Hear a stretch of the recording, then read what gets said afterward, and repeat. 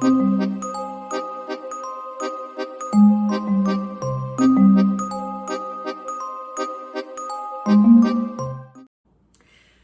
welcome to this new video. My name is Martina Vincenzi and I am the founder of the VIP Flight Attendant Academy Private Jet Coach. On today's video, I would like to talk about hotels. So what is the logic behind the choice of hotel where the crew is going to sleep and is going to have a rest and a meal after the working day? So, first of all, let me tell you that all the information regarding the hotel, the choice of hotel, is regulated by the operation manual. So the operation manual of the company is actually providing very specific information when it comes to the choice of the hotel. In here, I would like to summarize some of them. So for you to have a better understanding of how it is, how does it work, and again, what is the logic behind? First of all, let's talk about what type of hotel is actually considered a good hotel or a suitable accommodation for crew.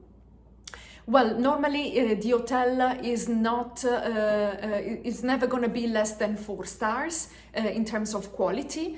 The room provided for the crew member, every crew member has its own room. And it will be provided with a bed, a double bed, the possibility to control temperature and also to control the lighting.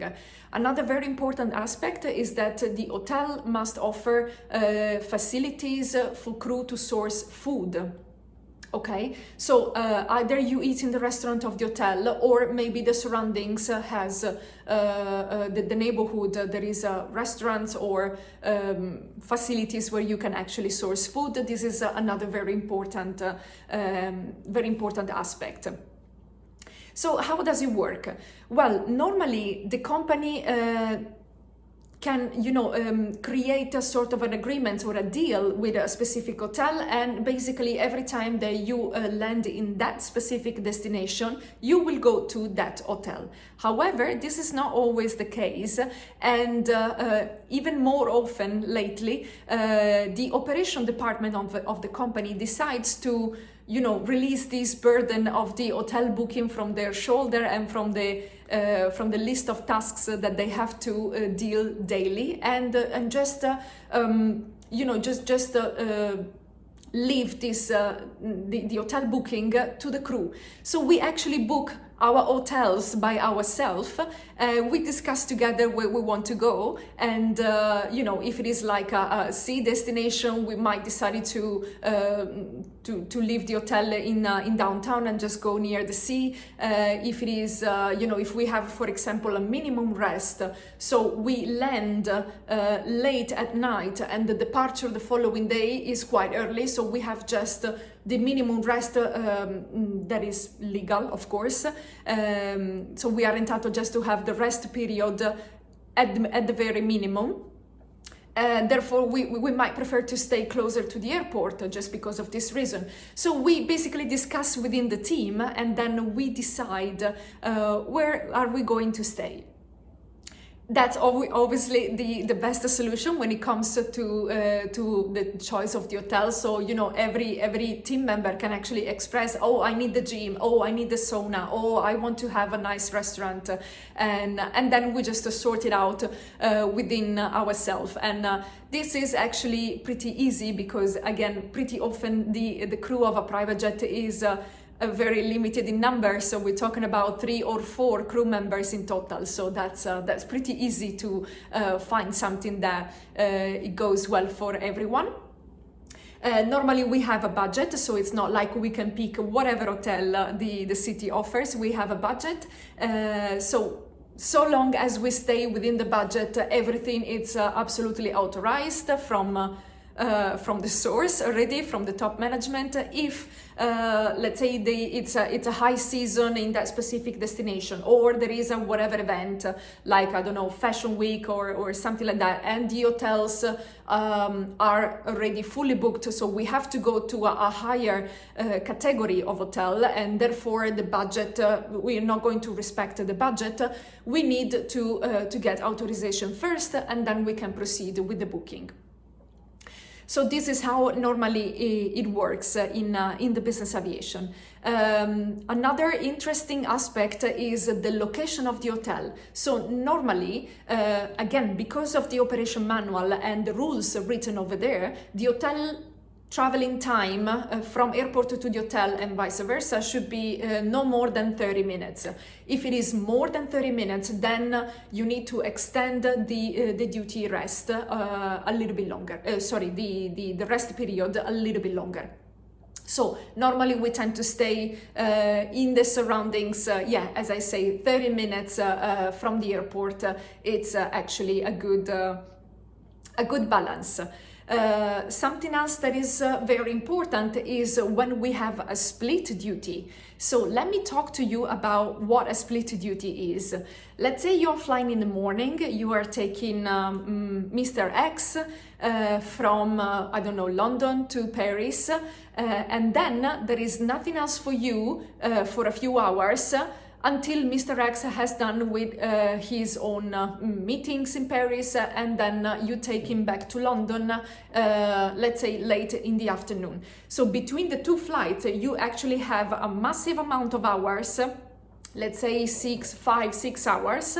And what is going to happen? So if you have 6 hours or more, you actually go to the hotel. So this is called, again, split duty, because within the 24 hours, you fly a portion of the day in the morning and then another portion of the day in the evening. In the middle, you are entitled to have a rest in a appropriate accommodation, so in a hotel, with the same characteristic as before, and this is where we stay. So you can just, go there, you can remove the uniform, maybe, work out if you want, sleep, work on your computer, or you do absolutely whatever you want. You can have a meal, obviously, and then we just go back to the airport approximately 2 hours before the second flight, so before the takeoff of the second sector. So split duties are not really fun. However, this is part of the work, and it happens also in the airline. So it's not something completely unknown as a situation.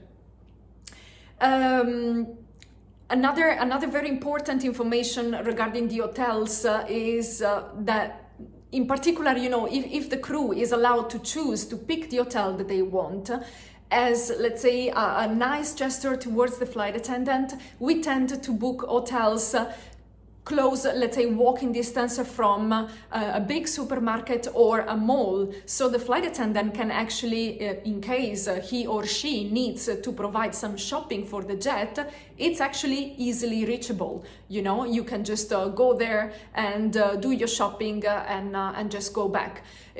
Sometimes if you have to decide if you should take a taxi, go to a supermarket to buy items for the jet, and then again take a taxi and go back to the hotel, you might decide, is this cheaper this way, or is it actually cheaper and less drama, less hassle if I order the items at the catering?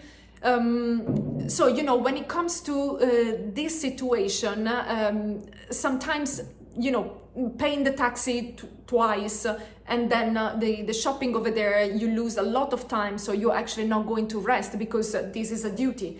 It is actually, sometimes it's easier if you just buy the items at the catering, in terms of amount of time and sometimes even in terms of money.